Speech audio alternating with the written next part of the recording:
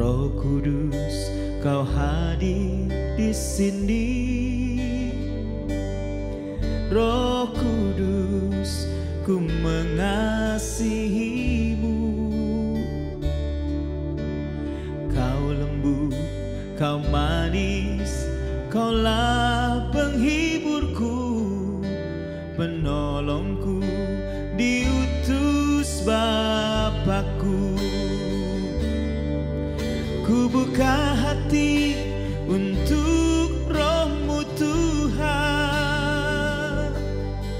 Ku buka hati menyembah-Mu Yesus.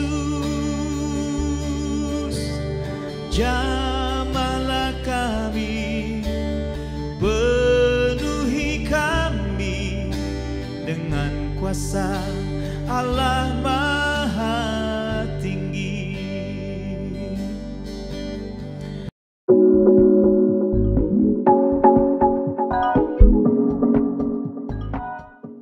Salam damai sejahtera untuk kita semua. Selamat pagi, selamat siang, dan selamat malam saya ucapkan kepada Bapak, Ibu, dan saudara-saudari semua. Well, sekali lagi selamat datang dalam ibadah online kita. Saya senang menyapa kita semua dan saya harap Anda semua ada dalam keadaan sehat secara jasmani dan rohani. Well, sebentar lagi kita akan memuji dan menyembah Tuhan dan juga belajar tentang kebenaran firman Tuhan. Namun sebelumnya saya mengajak kita semua untuk satukan hati dan kita menghadap Tuhan di dalam doa. Mari kita berdoa. Allah Bapa kami dalam kerajaan sorga, terima kasih buat hari yang baik Kau berikan kepada kami semua untuk menikmati hari ini. Sekarang saatnya untuk kami bersehati, beribadah kepada Engkau melalui ibadah online ini. Dimanapun kami berada, kami berdoa biar kesatuan hati ada dalam kami semua. Semua orang yang siap memuji dan menyembah Tuhan, sama-sama kita katakan, amin. Selamat beribadah, Tuhan Yesus memberkati. Selamat hari Minggu Bapak Ibu Saudara di dalam Tuhan. Mari kita puji Tuhan Allah kita, amin. Roh Kudus tercurah di tempat ini.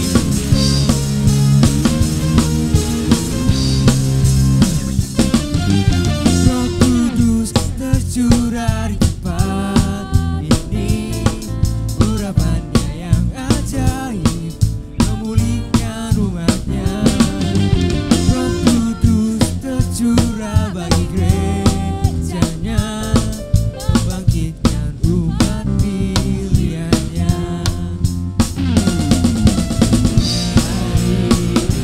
Harinya Tuhan, saat pembebasan tiba. Roh Kudus akan diperkatakan, mari bersorak bagi Dia.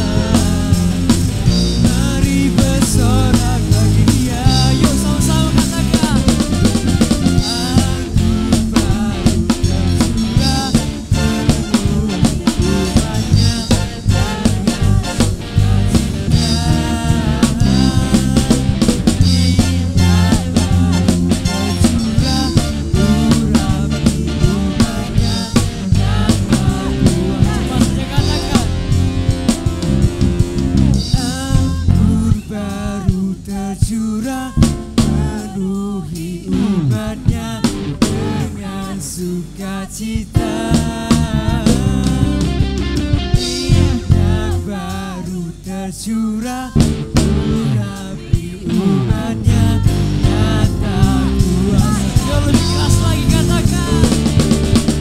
Anggur baru tercurah, penuhi umatnya dengan sukacita.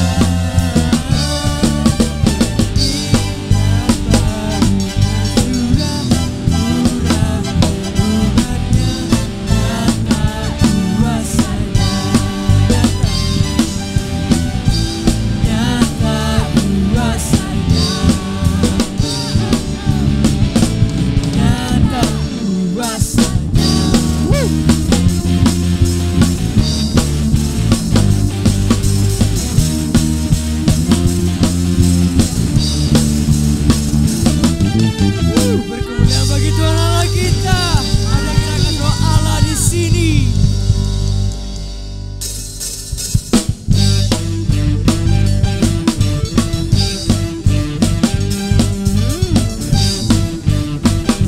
Mari berdansa bagi Tuhan Allah kita, amin. Sama katakan, ada gerakan roh Allah di sini. Ada gerakan roh Allah di sini. Di mana? Timur, di barat, utara, dan selatan. Ada gerakan roh Allah. Ada gerakan roh Allah. Ada gerakan roh Allah di sini. Bagi Tuhan Allah kita.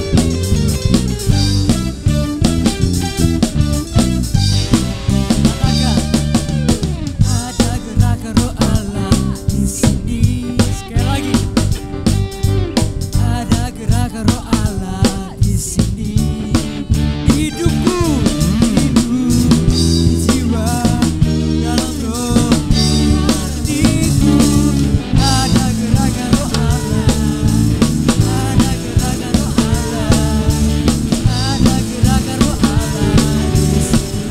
Say Hosanna, Hosanna, Hosanna, Hosanna, Hosanna. Terpujilah Tuhan, terpujilah Tuhan. Sekali lagi, terpujilah Tuhan yang datang dalam nama Yesus. Gerakan pinggulmu saudaraku.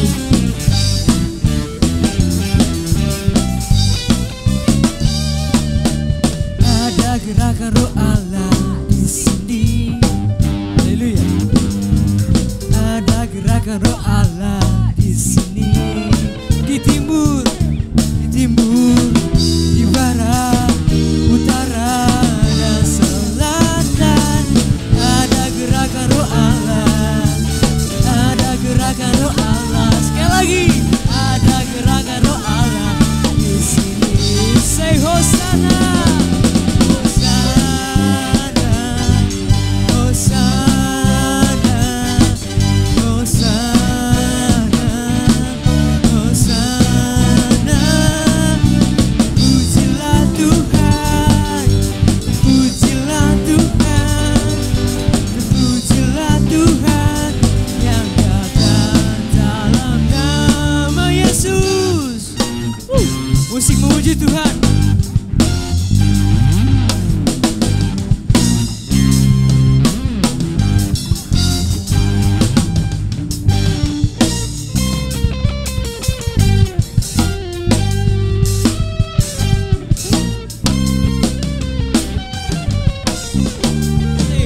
Hosanna, Hosanna, Hosanna, Hosanna. Terpujilah Tuhan, terpujilah Tuhan. Say again, terpujilah Tuhan yang datang dalam nama. Hosanna, Hosanna, Hosanna, Hosanna. Pujilah Tuhan, pujilah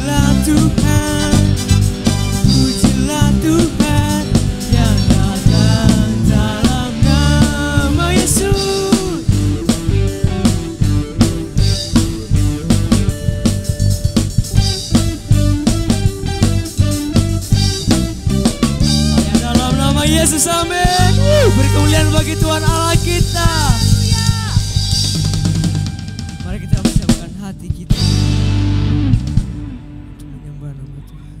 Haleluya. Hanya Roh-Mu Tuhan.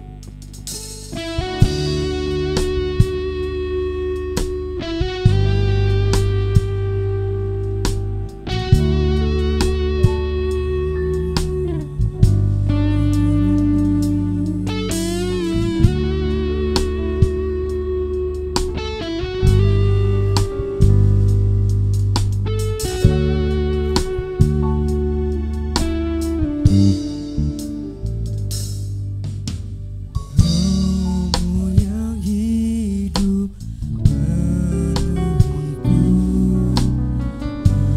mengalir dalamku. Jiwaku tenang bersamamu dalam naunganmu. Ku buka hati untuk jamahanmu, berserah penuh di hadiratmu. Kau ambil alih seluruh hidupku di altarmu,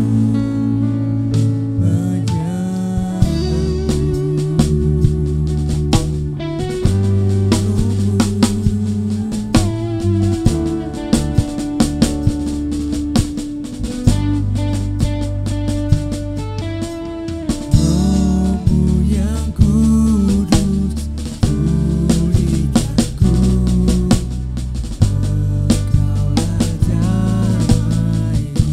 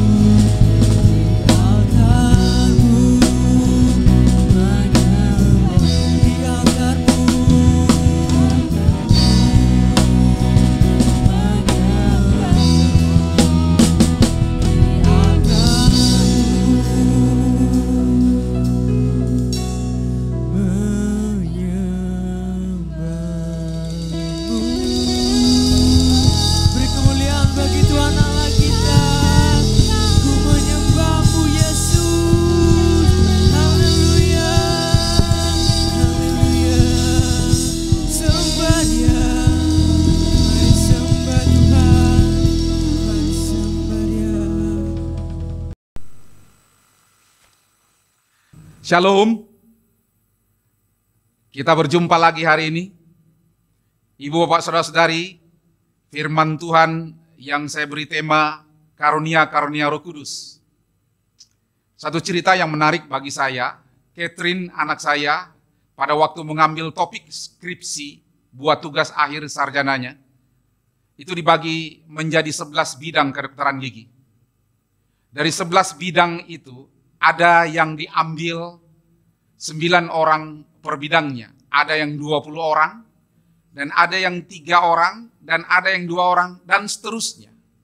Pokoknya sampai dari satu angkatan 96 mahasiswa-siswi, itu bisa dibagi dalam 11 bidangnya masing-masing.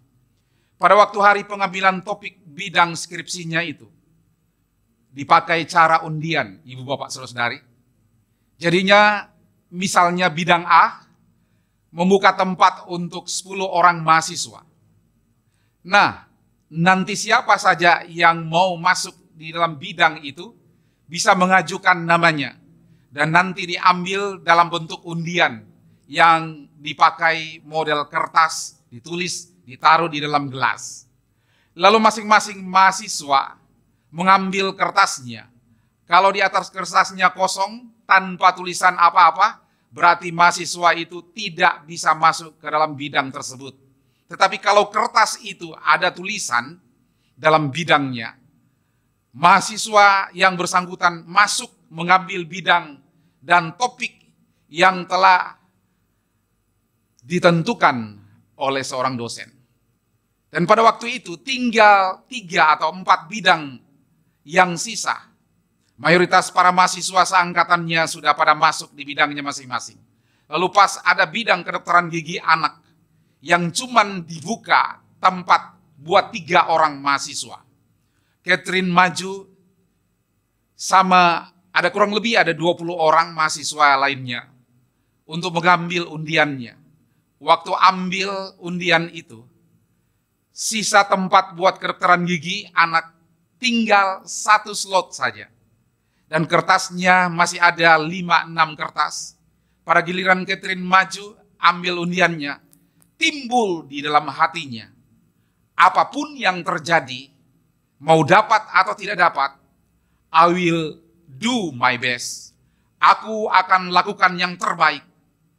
Lalu pada saat Catherine mengambil kertasnya, mendapatkan kertas yang bertuliskan nama departemen itu. Dan memang itu adalah impian yang menjadi kenyataan, ibu bapak saudari, bagi Catherine. Catherine menginginkannya sejak awal. Dan setelah itu juga, walaupun sudah dapat sesuai dengan keinginannya, Catherine tetap mengerjakan yang terbaik. Ia melakukan dengan niatnya yang begitu luar biasa. Dan mendapatkan dokter-dokter pembimbing yang terbaik. Mendapatkan juga dokter penguji yang terbaik. Dan selama mengurus skripsi, dari sidang proposal sampai sidang akhir, semuanya lancar. Dan waktu sidang akhirnya, Catherine yang pertama, yang lulus dari Departemen Gigi Anak. Dan pada waktu ujian akhir skripsinya, ia mendapatkan nilai A. Praise the Lord.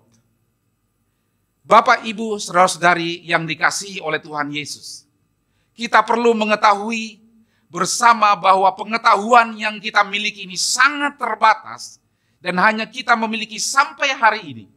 Tetapi kalau pengetahuan Allah tidak ada yang dapat membatasinya. Dia Tuhan, Alfa dan Omega. Dan hebatnya lagi, dia tidak pernah keliru membuat segala sesuatu. Atau meletakkan segala sesuatu. Memberi segala sesuatu kepada setiap orang.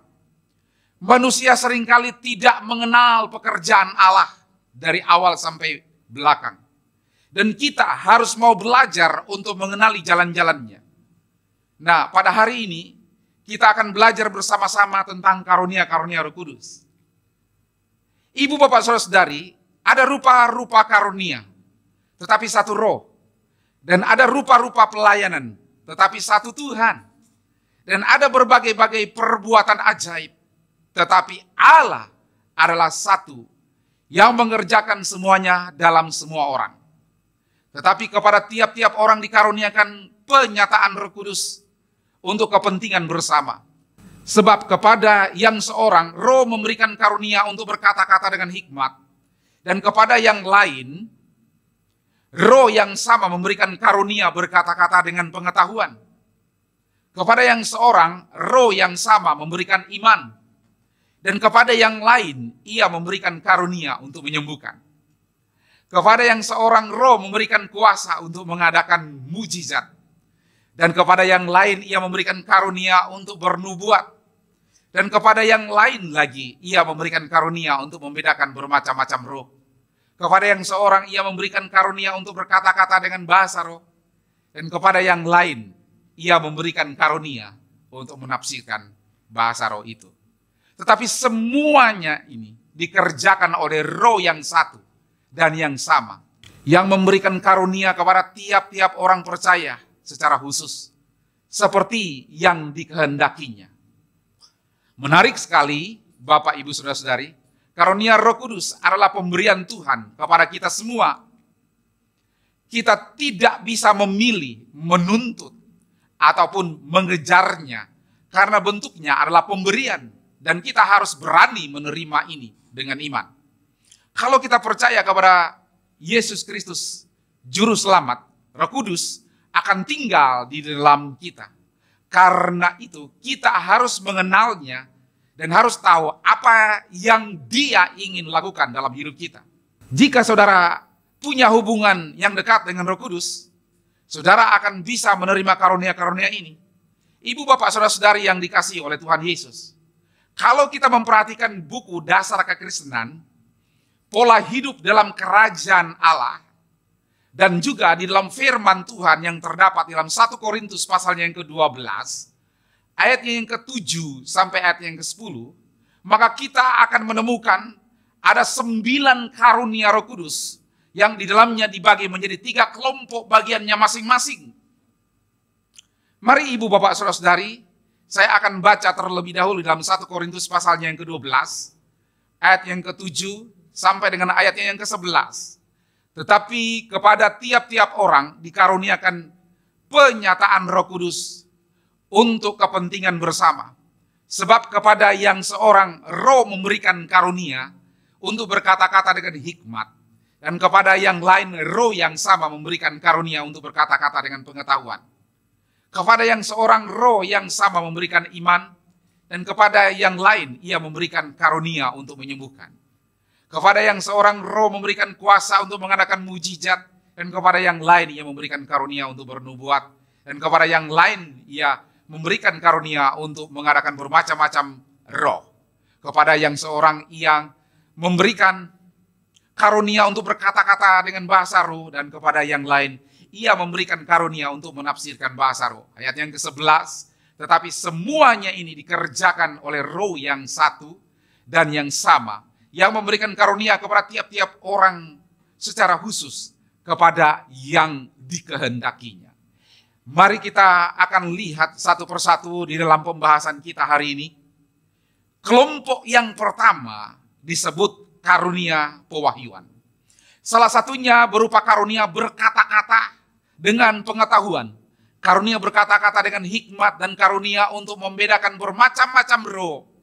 Karunia berkata-kata dengan pengetahuan dan karunia hikmat meskipun sedikit mirip tetapi berbeda, ibu, bapak, saudara-saudari. Pengetahuan adalah kumpulan berbagai informasi. Bukan hanya informasi yang dapat diambil dari buku yang kita baca atau dari berbagai informasi yang lainnya, termasuk juga dari Google. Juga pengetahuan yang datangnya dari Allah, suatu informasi pengetahuan yang diberikan oleh Roh Kudus itu sendiri. Sebagai contoh, ibu, bapak, saudara-saudari, Kisah Para Rasul pasal yang ke-5, ayat yang pertama sampai ayat yang ke-5. Di sana dikatakan ada seorang lain yang bernama Ananias. Ia beserta istrinya Safira menjual sebidang tanah. Dan setahu istrinya, ia menahan sebagian dari hasil penjualan itu, dan sebagian lain yang membawa dan diletakkannya di depan kaki rasul-rasul. Tetapi Petrus berkata, Ananias, Mengapa hatimu dikuasai oleh iblis? Sehingga engkau mendustai Roh Kudus dan menahan sebagian dari hasil penjualan tanah itu. Ibu bapak saudara-saudari, kalau kita memperhatikan di dalam firman ini, Roh Kudus memberitahu Petrus akan keadaan dan sikap hati dari pasangan suami istri antara Ananias dan Safira. Itulah yang dikatakan dalam Kisah Para Rasul pasalnya yang ke-5 ayatnya yang ke-8. Kata Petrus kepadanya, katakan sepatah kata, dengan harga sekiankah tanah itu kamu jual? Jawab perempuan itu, betul sekian. Ibu bapak saudari, itu merupakan pemberian dari Allah kepada seorang yang bernama Petrus. Ayat yang ke-9, mengapa kamu berdua bersepakat untuk mencobai roh Tuhan? Lihatlah orang-orang yang baru mengubur suamimu berdiri di depan pintu, dan mereka akan mengusung engkau juga keluar. Seringkali saya juga mengalami hal yang hampir mirip sama, dan tidak diduga di dalam pelayanan khotbah misalnya, tiba-tiba saja keluar dari mulut. Padahal seringkali persiapan misalnya katakan A, tetapi yang disampaikan melebihi yang sesungguhnya kemampuan saya. Misalnya yang terjadi itu saya katakan C. Ini ketahuan pada saat sudah selesai khotbah, seperti di rumah, saya coba mengevaluasi yang sudah saya sampaikan. Terkadang saya merasa terkejut, tiba-tiba saya seperti ada yang menerangi di dalam hati dan membuka pikiran, seperti ada tiba-tiba ada kata-kata yang lewat mulut, yang sepertinya diatur atau diarahkan begitu. Ini tentu bukan karena kemampuan saya sendiri. Saya mendapatkan ini secara pribadi, tetapi ini karena pekerjaan Roh Kudus yang sanggup untuk memberi pengetahuan yang terjadi saat itu.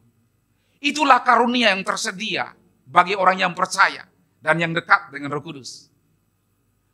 Roh hikmat adalah karunia dari Allah yang memampukan seseorang memiliki adi kodrati.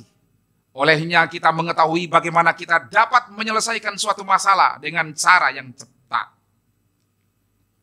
Aplikasinya dari pengetahuan dan pengertian yang kita miliki dan tahu bagaimana cara menggunakan pengetahuan itu di waktu yang tepat dan sesuai dengan petunjuk yang diberikan oleh Roh Kudus, meskipun kita jarang melakukan hal itu sebelumnya. Contoh, ketika saya bekerja di perusahaan kayu pada tahun 1992, pemilik sekaligus teman saya ini, dia mempunyai karunia hikmat dan hubungan yang dekat dengan Roh Kudus dalam menjalankan usahanya.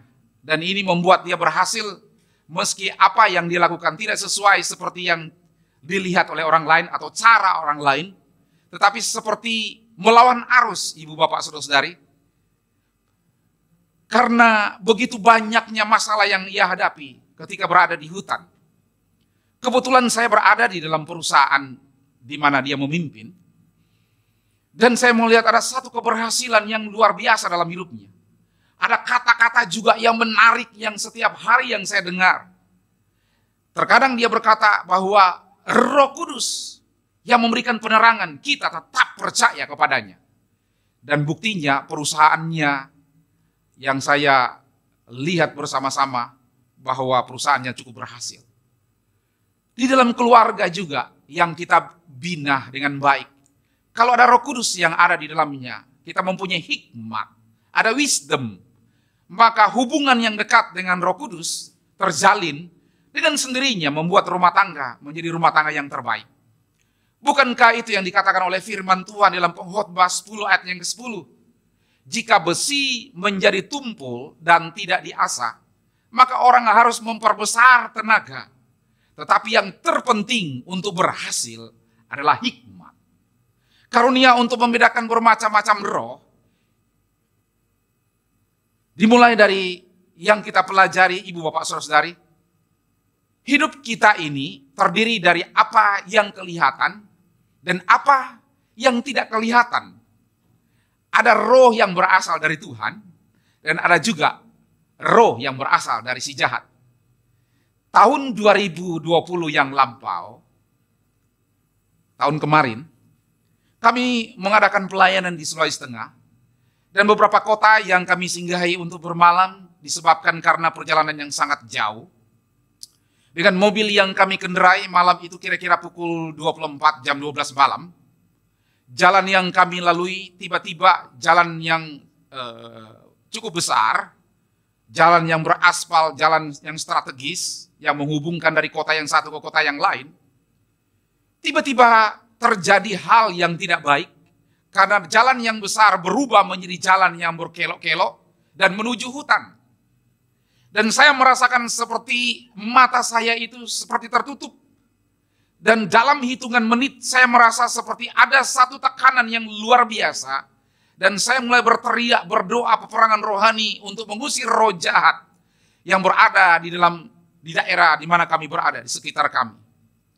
Saya meminta teman-teman saya dalam mobil untuk berdoa bersama-sama. Hotel yang kami cari di sekitar kota tersebut sepertinya dekat, tetapi rasanya jauh. Karena itu terputar-putar kami di tempat itu, dibelok-belok ke hutan-hutan. Dan puji Tuhan, pada kira-kira pukul 1 pagi, waktu setempat, kami menemukan penginapan. Iya, berbahagialah kalau Anda atau saudara mempunyai karunia untuk membedakan roh dan digunakan untuk kepentingan bersama, seperti apa yang saya ceritakan tadi. Ibu bapak saudari, 2 Timotius pasal yang pertama ayat yang ke-7 mengatakan begini, sebab Allah memberikan kepada kita bukan roh ketakutan, melainkan roh yang membangkitkan kekuatan, kasih, dan ketertiban. Poin yang kedua, ibu bapak, karunia-karunia kuasa. Terdiri dari karunia untuk memberikan iman, karunia untuk menyembuhkan, dan karunia untuk memberikan kuasa untuk mengadakan mujizat. Ibu bapak saudara-saudari, di karunia iman, kita ini hidup berdasarkan iman sebagai orang yang percaya. Karunia iman diberikan untuk membangun jemaat dan menggenapi rencana Tuhan. Ini bukan iman yang biasa, tetapi ini adalah iman yang luar biasa. Karena iman diberikan kepada orang tertentu untuk menggenapi rencana Tuhan, dan karunia ini hanya diberikan ke orang tertentu dan tidak diberikan ke semua orang. Alkitab mengatakan, terdapat di dalam Matius pasalnya yang ke-17, ayat yang ke-20, dikatakan, ia berkata-kata kepada mereka, karena kamu kurang percaya, sebab aku berkata-kata kepadamu, sesungguhnya sekiranya kamu mempunyai iman sebesar biji sesawi, kamu dapat berkata kepada gunung ini, pindah dari tempat ini kemana saja. Maka gunung ini akan pindah dan tak akan ada mustahil bagimu. Ibu bapak saudara-saudari, sekian tahun yang lampau, saya berada di kota Tanjung Balai Karimun. Pada malam hari, saya berdoa bersama-sama dengan teman-teman, ada 2 sahabat saya. Pada malam waktu kami sementara berdoa, dengan 2 sahabat saya, kami bertiga di dalam satu ruang tempat di mana rumah teman saya ini berada. Lalu Tuhan berbicara kepada saya tentang perintisan jemaat di 3 kota, ibu bapak saudara-saudari, yaitu Tanjung Balai Karimun, Dabo Singkep, serta Natuna. Tetapi malam hari itu, di dalam benak pemikiran saya, di mana saya mengambil uang untuk merintis di 3 kota tersebut? Siapa yang akan diutus untuk memimpin jemaat di kota-kota tersebut? Langkah-langkah apa saja? Dan bagaimana untuk memulainya? Itu yang ada di dalam benak pemikiran saya, ibu bapak saudara yang dikasihi oleh Tuhan Yesus. Tapi di dalam hati kecil saya, ya pakai iman. Iman itu harus dimulai dari pengharapan yang besar. Saya memulai meresponinya karena saya tahu tidak semua orang memiliki karunia iman. Saya memulai membicarakan melalui contoh-contoh dalam khotbah hari Minggu untuk selingan dengan harapan menumbuhkan iman percaya saya dan juga jemaat. Dan saya memberitahu hari ini ketiga tempat tersebut berdiri gereja Kristen Perjanjian Baru. Saya mengerti kalau kita melangkah di dalam iman pasti terjadi. Karunia iman diberikan secara khusus untuk mengenapi rencana Tuhan. Dan karunia iman berbeda dengan karunia mujizat. Karunia mujizat adalah sesuatu yang supranatural. Ada orang-orang tertentu yang Tuhan karuniakan untuk membuat mujizat. Tuhan seringkali bekerja melalui manusia. Karunia kesembuhan adalah karunia yang terjadi dan selalu berhubungan dengan kesehatan seseorang. Dari mana kita tahu akan hal ini kalau kita tidak pernah mendoakan orang yang sakit? Karena itu, bagi saya, mari kita belajar untuk mendoakan orang yang sakit, agar kita bisa menemukan karunia yang kita punya. Ingat bahwa kesembuhan adalah urusan Tuhan, bukan urusan saudara. Alkitab mengatakan dalam Kisah Para Rasul, ayat yang ke-28, itu bicara tentang seorang gubernur, namanya Gubernur Publius. Ayat yang ke-7 mengatakan dalam Kisah Rasul pasalnya yang ke-28, tidak jauh dari tempat itu ada tanah milik gubernur pulau itu. Gubernur itu namanya Publius. Ia menyambut kami dan menjaga kami dengan ramah selama 3 hari. Ketika itu ayah Publius terbaring karena sakit demam dan disentri. Paulus masuk ke kamarnya. Ia berdoa serta menumpangkan tangannya ke atas orang yang sakit, yaitu ayahnya dari Publius, dan menyembuhkan dia. Sesudah peristiwa itu, datanglah juga orang-orang sakit lainnya dari pulau itu, dan mereka pun disembuhkan juga. Karunia-karunia Roh Kudus ini diberikan kepada kita. Semua ini karena kebaikan Tuhan. Karena Tuhan baik semata-mata dalam hidup kita. Yang ketiga yang saya lihat dalam karunia-karunia yang digolongkan masing-masing, yaitu karunia-karunia pengucapan. Terdiri dari karunia untuk bernubuat, karunia berbahasa roh. Karunia ini bisa menafsirkan bahasa roh. Karunia bernubuat adalah karunia untuk mengucapkan apa yang saudara rasa dan saudara dapatkan dari Tuhan dan tidak dibuat-buat. Nubuat dilakukan dengan tujuan untuk membangun dan menasihati. Nubuat bukan untuk memanipulasi dan harus berani untuk diuji, ibu bapak saudara-saudari. Karunia ini jangan hanya kita terima dan tidak diuji, tetapi harus diuji. Pertama kali saya berdoa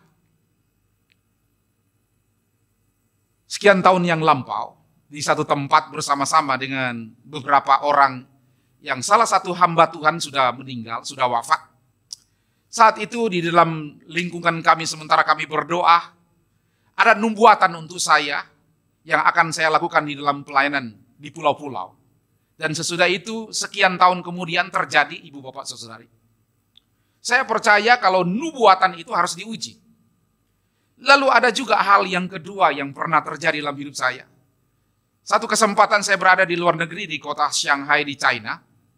Hari itu saya mendapatkan nubuatan yang luar biasa untuk membawa pelayanan yang lebih lagi ke pulau-pulau yang lain yang hari itu saya nggak pernah lihat dan tahu persis bagaimana keadaannya di mana saya melayani di pulau-pulau tersebut.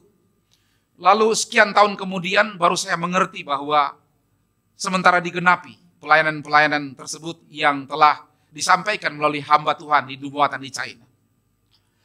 Perjalanan pelayanan demi pelayanan antara satu dengan yang lain.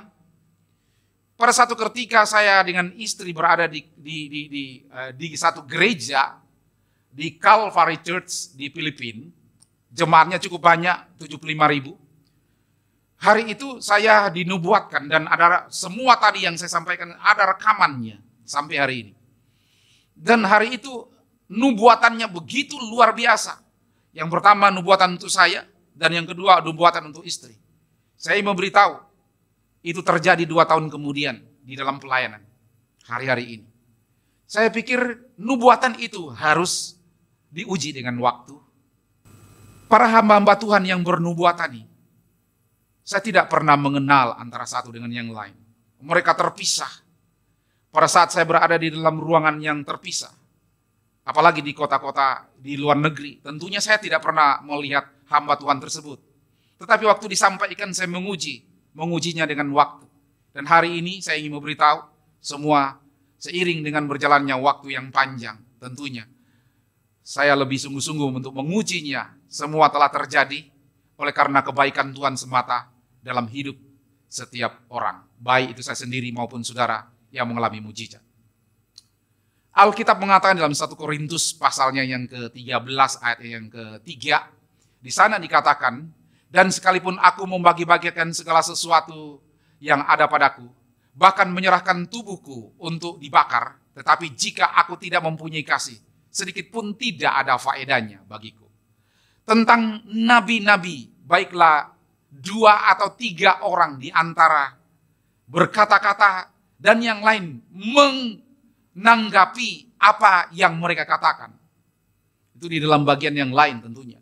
Ada juga di firman Tuhan yang tercatat di dalam 2 Korintus pasalnya yang ke-13.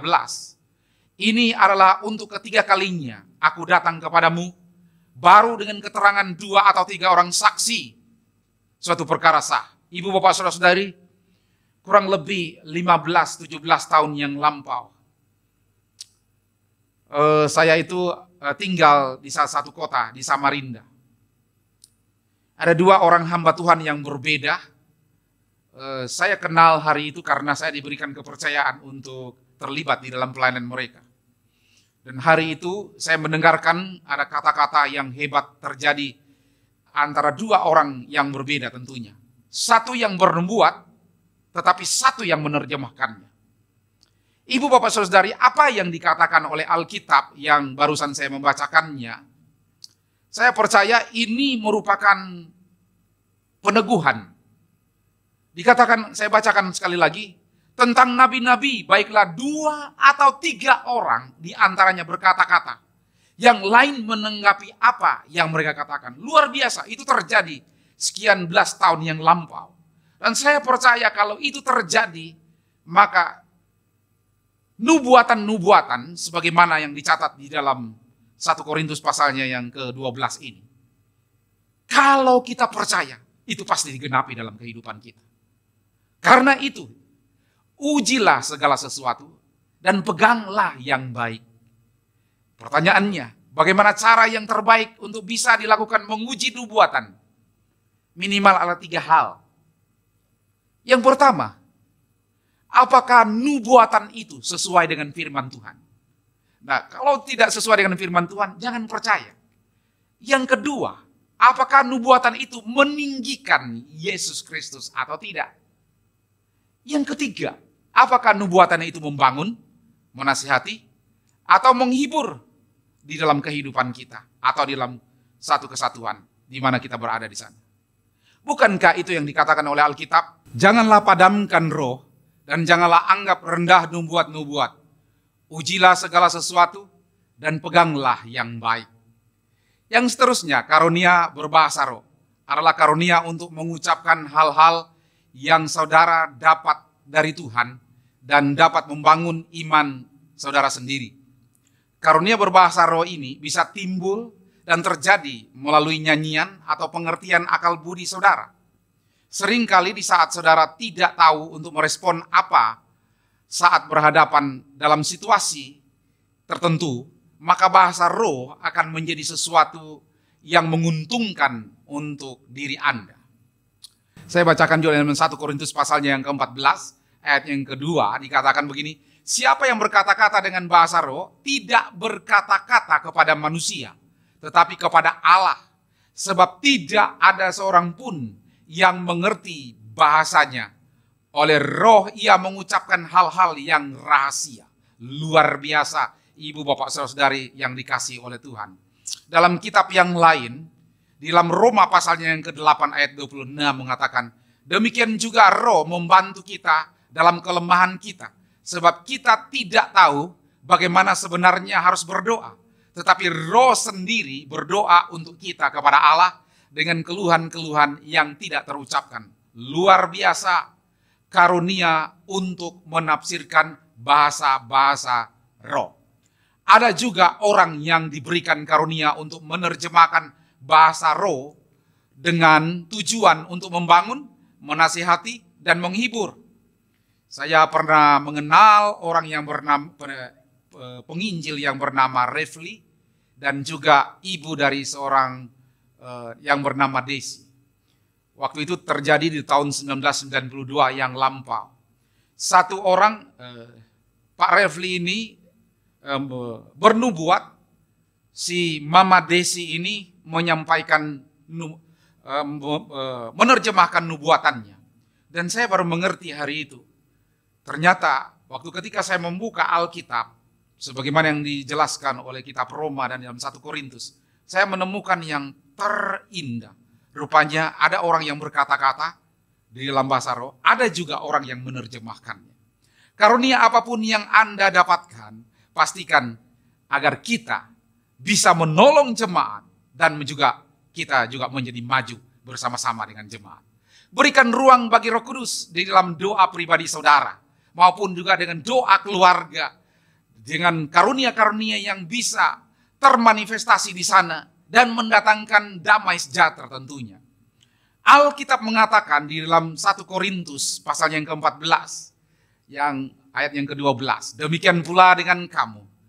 Kamu memang berusaha untuk memperoleh karunia-karunia roh, tetapi lebih daripada itu, hendaklah kamu berusaha untuk mempergunakannya untuk membangun jemaat. Sebab Allah tidak menghendaki kekacauan, tetapi damai sejahtera ada dalam kehidupan kita. Ibu, bapak, saudara-saudari yang dikasihi oleh Tuhan Yesus, semua ini ibaratnya sama seperti pelangi dengan warna dan cahaya putih yang terurai menjadi berbagai-bagai warna atau macam warna yang lain. Dasar dari semua ini adalah kasih, yaitu keinginan untuk menyenangkan dan mendatangkan keuntungan bagi orang lain, meski kita sendiri harus berkorban untuk Tuhan. Hadiah yang datang dari Roh Kudus dan diberikan kepada kita bukan digunakan untuk keuntungan diri kita sendiri, tetapi harus dipakai untuk menguntungkan orang lain. Itulah karunia. Nah, ibu, bapak, saudara-saudari, langkah-langkah apa saja yang diperlukan untuk memiliki karunia tersebut? Nah, ini yang sangat penting tentunya. Setiap orang yang ingin mengalami karunia Roh Kudus wajib menyiapkan diri dalam hal ini. Yang pertama, ia harus terlebih dahulu mengalami kelahiran baru di dalam Yesus Kristus, yaitu menjadi orang yang percaya. Tanpa percaya, yakin karunia ini tidak akan pernah bermanfaat di dalam kehidupan orang yang tidak mempercayai Yesus Kristus. Yang kedua yang saya lihat, kita harus mempercayai bahwa karunia-karunia tersebut adalah karunia dari Roh Kudus. Yang ketiga, meminta, berdoa kepada Tuhan supaya kita dipenuhi dengan karunia Roh Kudus. Dan Tuhan menunjukkan kepada saudara karunia rohani yang saudara miliki. Yang seterusnya, kita harus mempelajari ayat-ayat firman Tuhan yang berkaitan dengan karunia-karunia tersebut. Dari 9 karunia yang saya sudah jabarkan tadi, saya sudah sampaikan.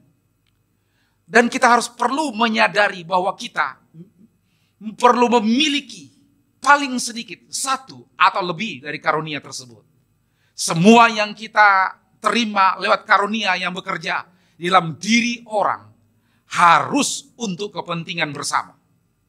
Saya mau beritahu ibu bapak saudari, ini bukan hanya kepentingan ibu bapak saudari, tapi ini kepentingan semua kita. Kalau Anda berada dalam gereja, ini kepentingan bersama dengan jemaat.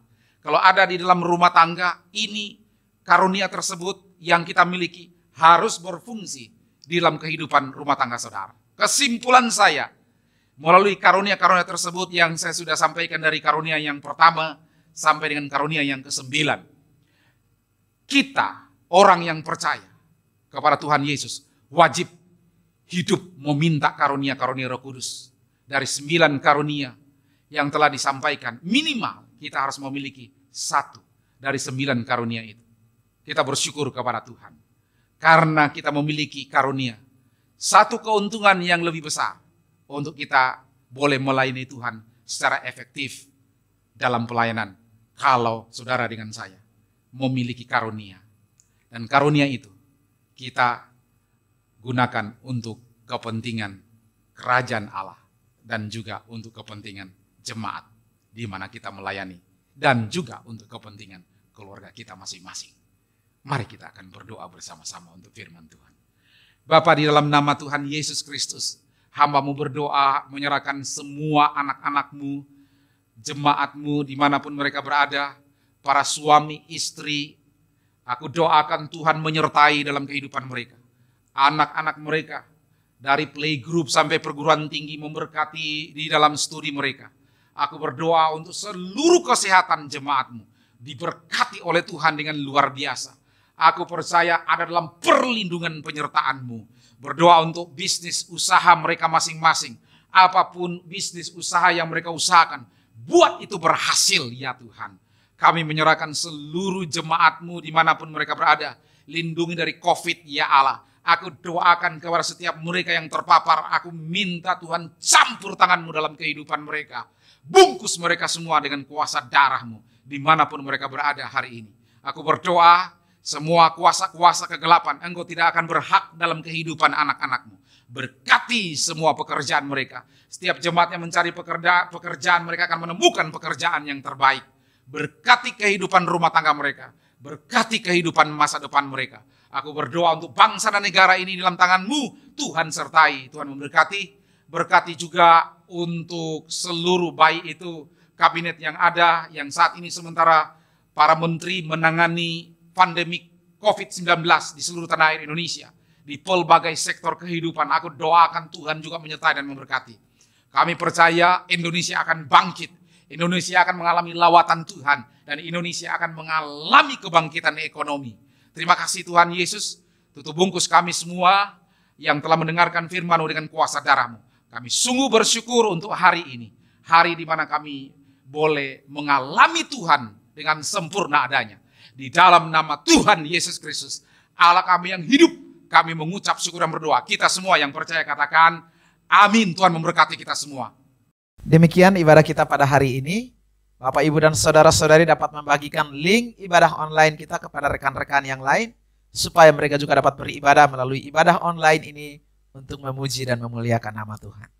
Mari kita satukan hati dan kita mau berdoa untuk bangsa kita, untuk seluruh jemaat, dan juga mengakhiri ibadah online kita pada hari ini.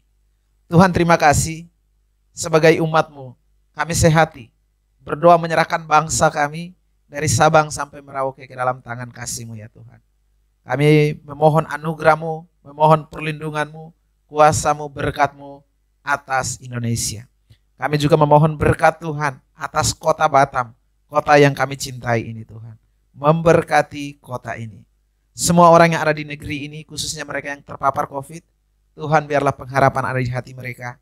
Mereka tetap punya semangat untuk tetap melihat kepada masa depan. Sekarang saya berdoa untuk seluruh umat-Mu, mereka yang punya pergumulan, mereka yang punya masalah, sakit penyakit, apapun bentuk masalah mereka. Engkau adalah Bapa yang baik, Engkau akan menolong mereka. Kami percaya bahwa pertolongan Tuhan tepat pada waktunya terhadap umat-umat-Mu. Saya berdoa memohon Engkau ya Tuhan, sertai dan tuntunlah segenap umat-Mu. Dimanapun mereka berada, biarlah mereka menjadi berkat bagi orang lain. Marilah kita angkat tangan kita Bapak, Ibu, dan saudara-saudari. Terimalah berkat dari Allah Bapa, kasih sayang daripada Tuhan Yesus, dan persekutuan dengan Roh Kudus.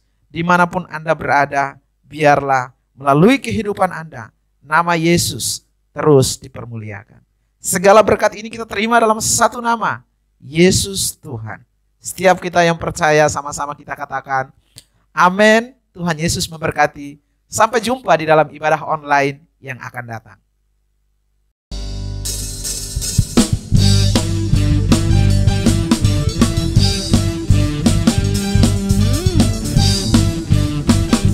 Mari berdansa bagi Tuhan Allah kita, amin.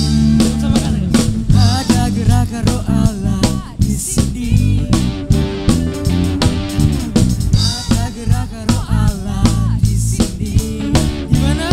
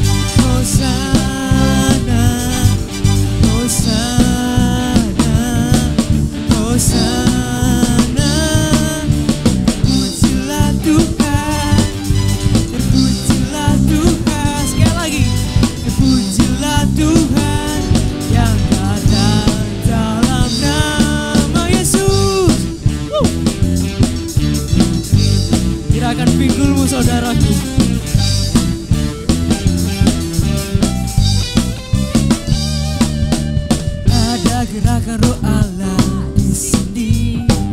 Haleluya.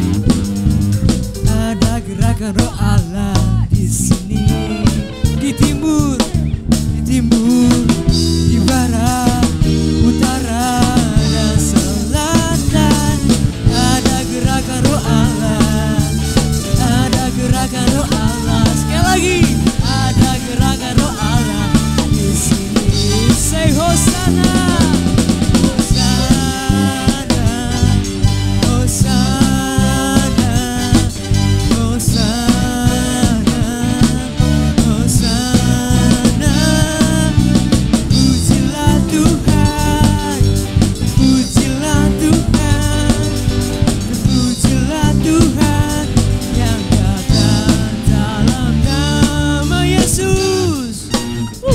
Musik memuji Tuhan.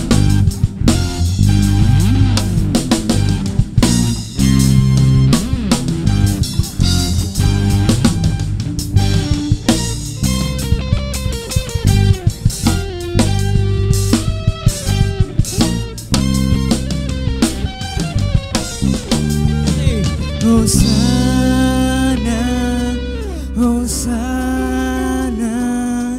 Hosanna, Hosanna. Terpujilah Tuhan, terpujilah Tuhan. Say again. Terpujilah Tuhan yang datang dalam nama. Hosanna, Hosanna, Hosanna, Hosanna.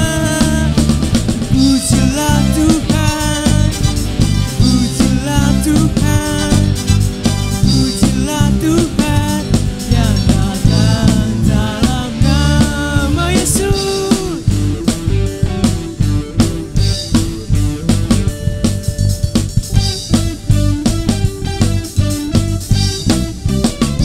Dalam nama Yesus, amin. Beri kemuliaan bagi Tuhan.